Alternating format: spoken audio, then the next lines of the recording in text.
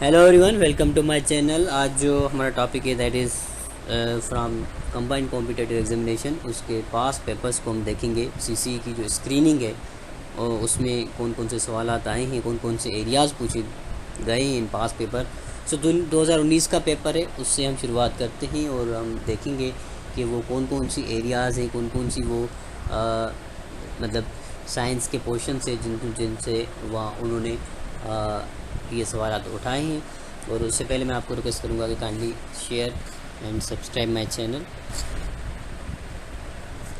पहला सवाल है USB स्टैंड्स फॉर, बिल्कुल इजी सवाल, यूनिवर्सल सीरीज बस। So what I have done कि वहाँ तो चार चार ऑप्शंस होते हैं आपके पास, तो मैंने पास पेपर्स को कलेक्ट करके वहाँ से सिंपल जो स्टेटमेंट है जवाब के साथ वो लगाई है और जवाब को रेड पेन में रेड लाइन में रखा है। Nephrons are parts of kidney, nephrons जो है किडनी का पार्ट्स हैं।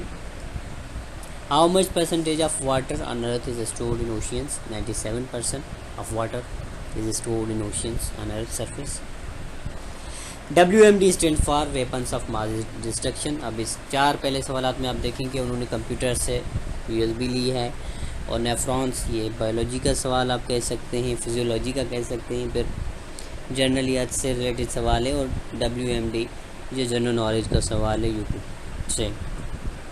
Pneumonia directly affects respiratory system, ये डिजीज़ से सवाल लिया गया है। So their target is not a single point, या कोई भी मतलब शॉर्ट पॉइंट्स नहीं है, वो मल्टीपल वेज में उन्होंने सवाल लेने की कोशिश की है। अब ये एनोलॉजी है, वैसे तो एनोलॉजी वो इंग्लिश में मोस्टली हमें पता है, वो इंग्लिश में आती रहती है, लेकिन इस साल जो था 2019 में उन्होंने 2-3 सवाल एनोलॉजी के साइंस से भी पूछे थे।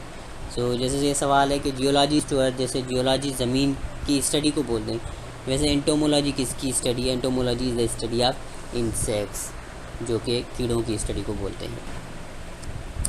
आइसोसेल ट्रायंगल, जिसके दो साइड्स इक्वल हों उसको आइसोसेल ट्रायंगल बोलते हैं, बिल्कुल इजी सवाल है ये भी। Areas around north and south pole, जो नॉर्थ और साउथ पोल से ज़मीनों के अर्थ के, तो उसमें जो पोलर सर्किल है उस एरिया को क्या बोलते हैं? फ्रिजिड जोन बोलते हैं।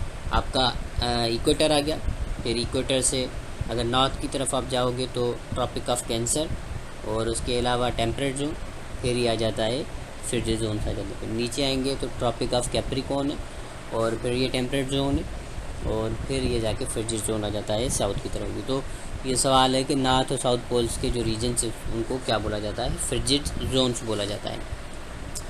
Plaster of Paris is produce by heating gypsum, gypsum को ये भी एलिमेंट है हमारा, जिसको वो हीट करके प्लास्टर ऑफ पेरिस बनाते हैं। Lungs of birds consist of parabronchi. अब ये फिर दूसरा एनोलॉजी का सवाल है। इकोलॉजी इज टू एनवायरनमेंट, वैसे हिस्टोलॉजी इज टू टिश्यूज। अब इस सवाल में हिस्टोलॉजी के जो ऑप्शंस थे वहाँ पे हिस्ट्री भी था। सो अगर किसी ने ना पढ़ा हो तो वो इस चीज़ में ज़रूर कंफ्यूज होगा कि यार हिस्टोलॉजी मीन्स हिस्ट्री, लेकिन histology is the study of tissues. ये थोड़ा ख्याल करने की ज़रूरत होती है कि विथ के सेम साउंड या सेम थोड़ा अगर रूट वर्ड मिलता हो तो उसका मतलब ये नहीं होता साइंस में कि वो उससे ही मिलता जुलता, कुछ मिलते भी हैं। Excessive bleeding is cause by deficiency of vitamin K की कमी की वजह से आपकी एक्सेसिव ब्लीडिंग होती है। Most commercial planes fly in lower part of stratosphere, मुख्तलिफ स्फेयर्स के नाम थे, तो करेक्ट आंसर ये है कि जो स्ट्रेटोस्फेयर है हमारा, उसके मतलब लोअर पार्ट में जो हमारे कमर्शियल प्लेन्स वगैरह हैं वो मूव ऑन करते हैं। Thinnest layer of earth crust है, सबसे जो थिन नाजुक जो लेयर है यू कुड से कि वो क्रस्ट है। अर्थ क्रस्ट होता है, फिर मेटल होता है, फिर inner core and outer core and inner core होता है।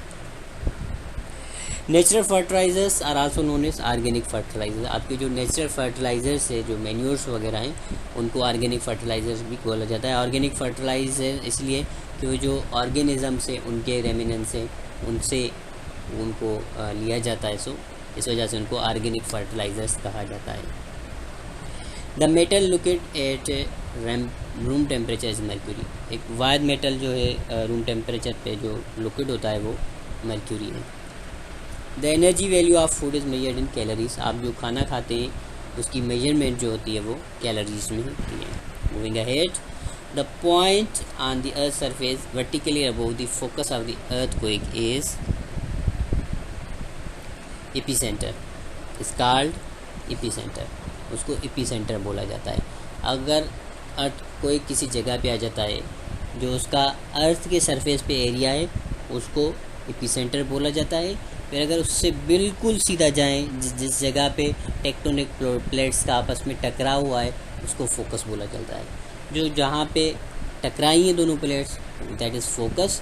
फिर उसके बिल्कुल वर्टिकली अबोव, ज़मीन का जो ऊपर वाला हिस्सा होगा, उसको एपिसेंटर बोला जाता है। जो कोल फार्मेशन है उसकी 4 स्टेजेस हैं, और सवाल में पूछा गया था उसकी 3rd स्टेज कौन सी है। उसकी 3rd स्टेज है बिटुमिनस, और मैंने चारों स्टेजेस लिखी है। जो कोल होता है उसकी पहली स्टेज होती है पीट, फिर लिग्नाइट, बिटुमिनस एंड एंथ्रासाइट। ये 4 उसकी स्टेजेस हैं।